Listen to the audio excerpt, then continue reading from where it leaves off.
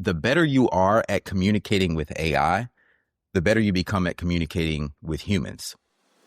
Welcome to King Moves. In chess, the king moves one step at a time, but that single move can change everything. Each week, we explore mindset shifts and simple actions that could lead to the next breakthrough in your business and life. I'm your co-host, Ethan King, from Atlanta, Georgia, USA. Entrepreneur, TEDx speaker, and best-selling author of Wealth Beyond Money. And I'm your co-host, Justin King, no relation to Ethan, from Cape Town, South Africa. Entrepreneur, speaker, and business growth strategist. Our journey crosses continents and cultures as we think out loud, challenge assumptions, and uncover the small moves that create big momentum. Welcome to King Moves. Let's start the conversation. All right, so Justin, I know you're out here doing a lot of executive coaching, and I'm curious, in South Africa, where I think most of your clients are, what is the rate of adoption for AI? What are you seeing in how your companies are using it, your clients are using it in their businesses, in their daily lives?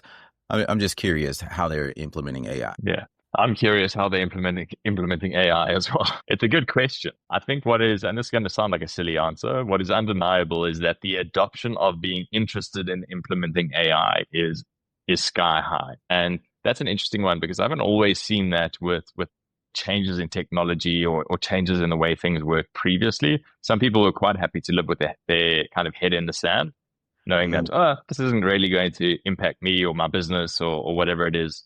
So I'm just going to ignore it. Whereas AI has become that thing that it is too hard to ignore. So people are absolutely hell-bent on figuring out a way to implement it. I think for the most part, a lot of the executive coaching that I do, the way people are using it is trying to become a tool to create space, capacity, and time for themselves. That's first and foremost the route that they're going. And then secondly, it is the idea of how do I have a smart bunch of people in my corner? So how do I use it to create a board of advisors? Or how do I use it to not pay the strategy consultant, but have ChatGPT or Claude or whatever help me craft the strategy for my business going into the new year, and I just have to then translate and execute it with my team. So that's kind of the entry point to the way people are using it. But on the other side of the spectrum, a large client, and they've just rolled it out with their inside sales team, where what they're doing is they are using it in order to process or look for discrepancies in internal orders that are being processed.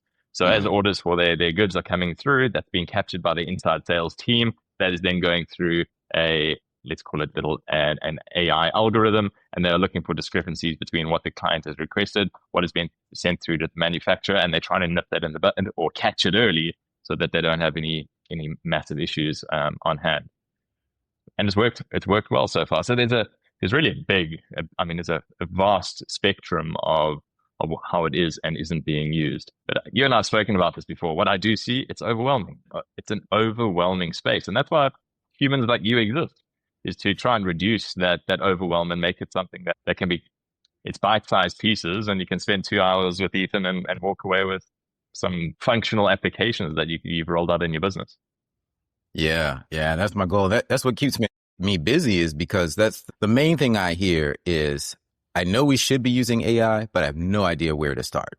Yeah. But besides your everyday things like, helping me write emails. And then most people don't even really know how to use it correctly for that. So they kind of shy away from it because they're like, oh, this sounds like crap anyway, if they're not customizing it the right way.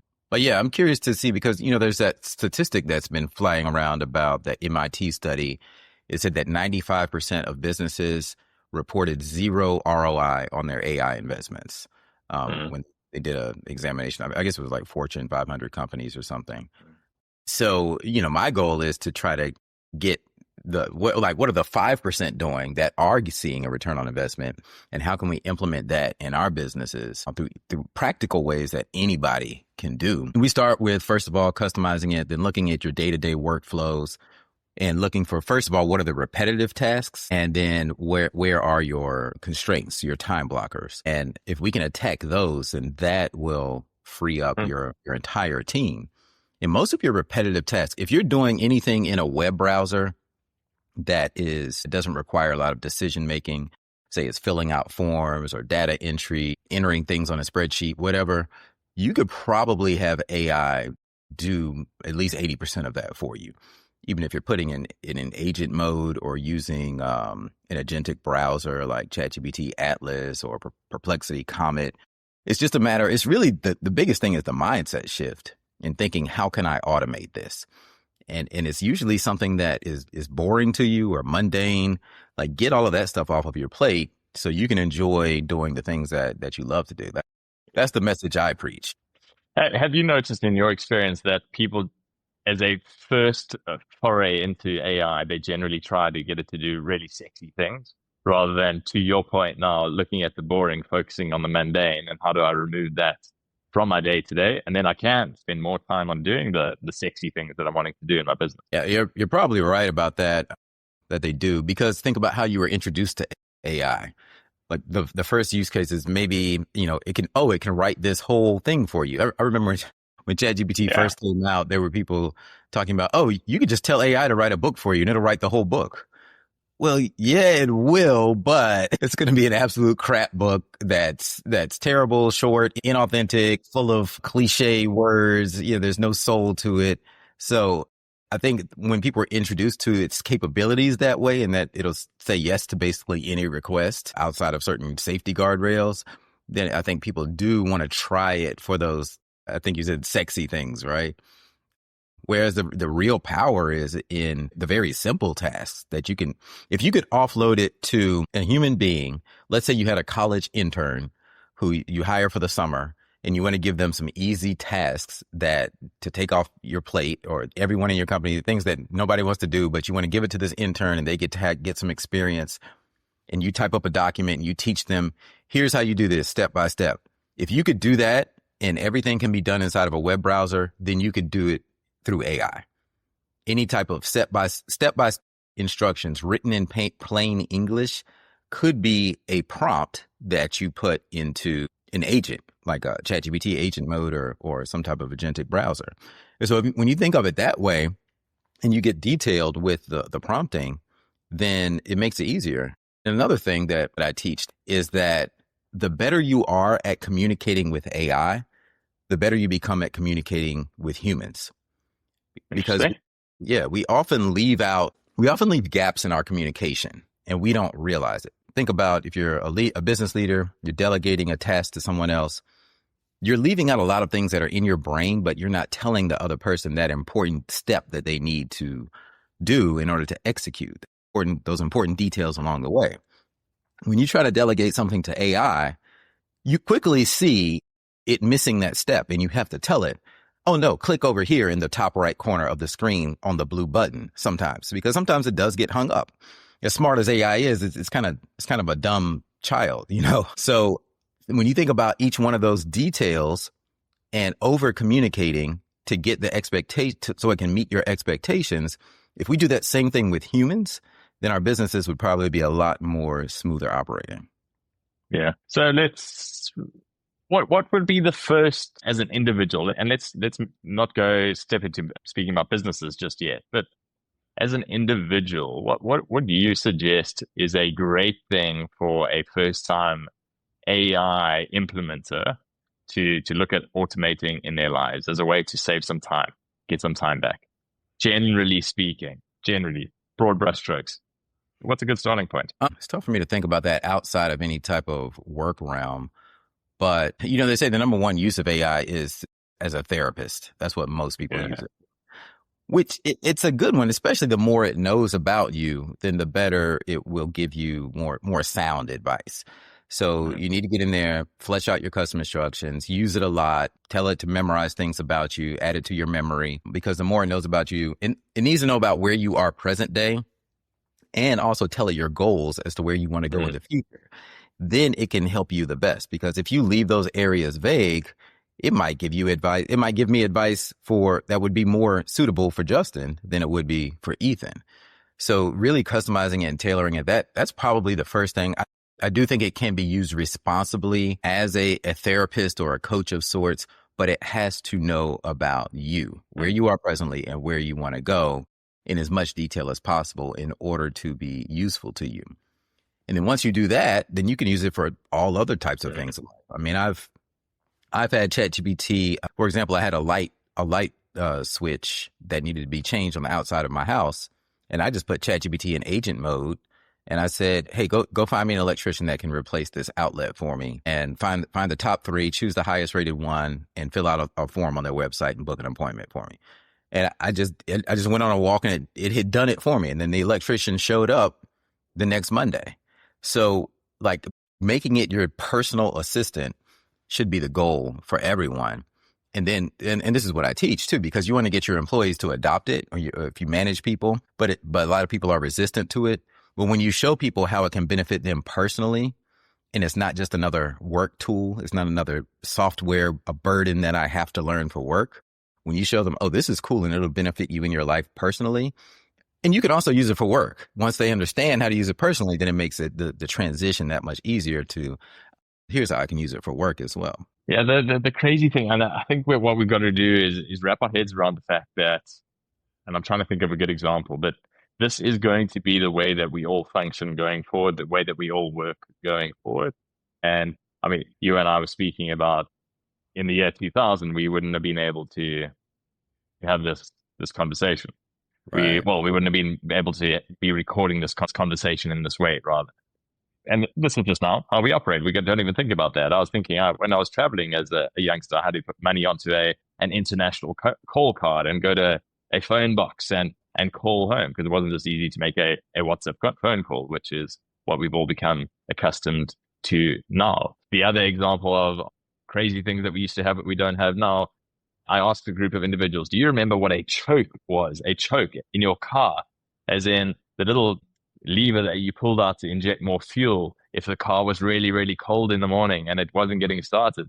So you pulled this little lever and it injected more fuel into the engine and it was able to start. And people looked at me and like, no, I have no idea what you say. And time just goes on. And what is the norm now once wasn't the norm. And I think with AI, it's going to be things like self-driving cars. I know they are already a thing, but in a few years' time, we're going to be thinking, man, can you believe that we let these sacks of meat that are just humans drive and get behind the wheel of these killing machines, and everybody was just driving on the roads, and now that's just not the norm anymore. So we've got to start thinking like that. What is the norm now is not going to be the norm in, geez, a year's time, 2 years' time, 3 years' time, 4 years' time. It's just changing so dramatically. Yeah, when I was a kid, one of my favorite shows was Knight Rider, where the car drove itself and he could talk to the car. It's like that's here, like that's normal now. It's crazy, right? Kit, wasn't that the name of the car? Kit, K-I-T. Yeah, that's it. Yeah. But yeah, you make a good point. Like this, you and I having this seamless video chat. You're in South Africa, I'm in Atlanta, Georgia. And it seemed that would not have been possible. Let's see, what, even 2005, 20 years ago? I don't think that would have been possible. Like internet speeds had to be there first, because maybe some people were still on dial-up. I think, some people are still on dial-up. I recently heard that. And then we didn't even have, like, FaceTime wasn't even a thing in 2005. So 20 years wasn't that long ago. And you see the rate of change and different things become possible at different levels. Yeah, for me, the interesting thing is as well, it's not only the technological change, it's the willingness to do it or use it. So what I mean by that is a lot of us used to feel deeply uncomfortable jumping on a video call, and you see yourself, and then the only thing you can do is look at yourself and think how weird you look and how weird your voice is, and this is the worst experience in the world. And most of us have got over that now. It's not only that, but younger kids, and I say younger kids, I actually mean like 30 and younger. Yeah. Their default is FaceTime. They go to video calls first. I see it all the time. People come in our store, and I notice with the younger generation, like if they're on the phone, they have someone on a FaceTime call, and they'll just put the phone down, and the person's just sitting there looking. And to me, it's a little bit weird. Like, why wouldn't you just do an audio call? But I guess, I'm old school. But they're just like, their default is when I call someone, that person, I see them answer. In fact, little kids think that when you're talking to someone, if you can't see their face, that something's wrong with the phone. Like it must be broken. I can't see Granddad. I can only hear him. What's wrong? Yeah. There must be an intersection, or there's a point where you believe that you have now got to, you're old enough that you have a double chin, that you then just default to an audio call rather than an awkward angle for video call. I think that's what it is. I think that's what it is. Probably so. Yeah, it's a interesting world. So I was in wrapping this up, like maybe what are your predictions? I want to hear your predictions for the near future that will involve AI that would not have been possible if it weren't for AI. What do you think is coming in the next, say, 5 to 10 years? You've got to warn me before you ask me to make predictions, Ethan. You've obviously got one or two right. Get me off the hook here for a second. You share yours and then give me a moment. I actually asked you that, and I don't have a prediction. You know what? Maybe we'll park that, and we'll come back to that in another episode. How about that? Give you some time. Yeah, I think that's fair. I want to give it a well thought out prediction rather than just a thumbsuck. What is going to be interesting, what I will say is, being here in South Africa, what is going to be interesting to see is how adoption is different here to the rest of the world. Having recently come back from just spending a little bit of time in the UK, just the number of electric vehicles on the road, as an example, there is just so vastly different to what we've got here so far. So it's always going to be interesting how we lagging behind what is going on in the rest of the world, and at what point do self-driving cars become the law, and then does that get like rolled up globally? Is that the law globally? Is it just by jurisdiction, by state? What happens there? So there are a lot of things that go through my head when you say what are the predictions. Yeah, I do think be interesting. I think it's pretty inevitable that there will be certain roads that humans are not allowed to drive on, period. It will be against the law. Just how we have expressways. Well, expressways weren't always there. They have a kind of a different set of rules for expressways as you do on surface streets. So we'll have, I'll just use the term like self-driving expressways, if you will, where these are only for self-driving vehicles, no humans allowed. And then those types of streets will grow more and more and more. And it will get to the point where having a car is just kind of like for sport, like how people buy horses now just for pets and for racing and for fun. Well, horses used to be our main form of transportation. Yeah. Now, if you buy a horse, it's just for fun, and that'll be the same thing with cars. And it's hard to put a number on that. I think it will happen faster than we anticipate because the adoption of self-driving cars, and the technology is getting better and better. The competition is heating up. We have so many different self-driving taxi companies here. You have Waymo, you have the Tesla Cyber Taxi, and I think there's another one. But when you get competition in the marketplace, that's when things fall faster. Yeah. So it's the ramifications of that. Like what happens when we no longer need to commit time to driving, and when it's safer and fatalities are down and almost non-existent, we can use that time to be more productive in the car. You can jump in the car and start having meetings and emails immediately because you aren't having to drive. So that'll increase productivity. So that whole spiral effect, one thing leads to another. Like you won't even, how will that affect parking decks, for example? Yeah. When if I want to go to an event, I just get a car to drop me off. I get out and then I get another car to come pick me up, and cars never have to park because cars are just always kind of moving around, picking people up, dropping them off. You don't have to own a car anymore. Why would you buy a car? It's just something to get you from A to B. You just jump in one when you need one. I do think that devices will get smaller. So as we transition from phone screens to glasses. By the way, I don't know if I told you, I ordered the new Meta glasses with the heads up. No. Yeah, so they take a few weeks to deliver, so I'm anxiously waiting. It'll be my Christmas present to myself. But I went and did a demo in the store, and it's a heads up display, so you can see things on your screen. You can be looking at someone and get subtitles. It'll even live translate. A map will come up, so if you're walking around, you see a live map in front of you telling you turn by turn directions. It has my favorite part. It comes with this wristband. That's how you control it. And you can, with the camera, you can now zoom in on things through your glass. Wow. Yeah, and then take a picture. And it's all through just hand gestures. So and this is early stage. I mean, we're gonna go from glasses, and there'll be more companies making these glasses, so the competition will heat up. And then I think we'll get down to like smart contact lenses to the point where we can almost control things with our thoughts. And then, so when you combine that with the self-driving cars, listen, I said I didn't have any predictions. Now I have all these predictions, right? But when you combine that with self-driving cars, and think about it, you want to go to a concert with your wife, and you just think about it, and you purchase the tickets through thought, and then you order. Next thing you know, they know a car needs to come and pick you up to get you to the concert by some time. You just walk outside and get in the car without having to interface with anything, without having to pick up a phone or a computer. All of this just happens. You go to the concert, you enjoy it. You don't have to pull out, you can record through your glasses or your contacts, so you don't have to pull out your phone to record and capture the moment. And then you walk outside and a car's waiting for you because it knows that you're ready to go. Yeah. And you never had to interface with, you never had to pull out a screen or type anything. I think we'll see that faster than we realize. Every time we speak about this, the question that comes up for me is like, is that a world I want to be in? And I have to say yes, because it's going to become the world I am in. So that's the reality. It's just crazy. Let's finish off one last question. When will we stop speaking about AI? When will it just become what the norm?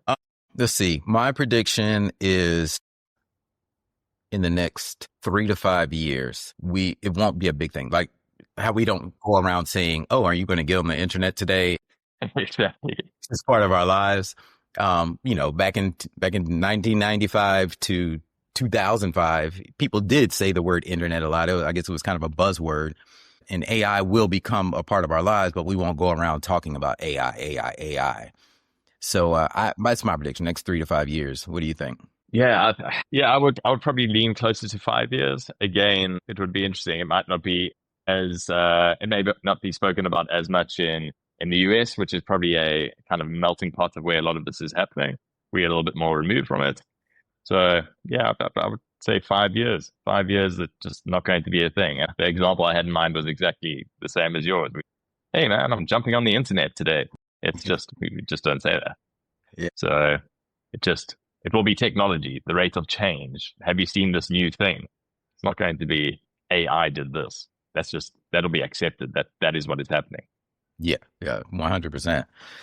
So what's our king move? We talked about so many things today with future predictions and adoption of AI. What's our king move that we want to leave people with this week? I'm going with train your dragon, because it's what you spoke about. And a lot of us do see this AI thing as a dragon to be slayed. And for those of us that are hesitating, get in onto your ChatGPT, Claude, whatever it is.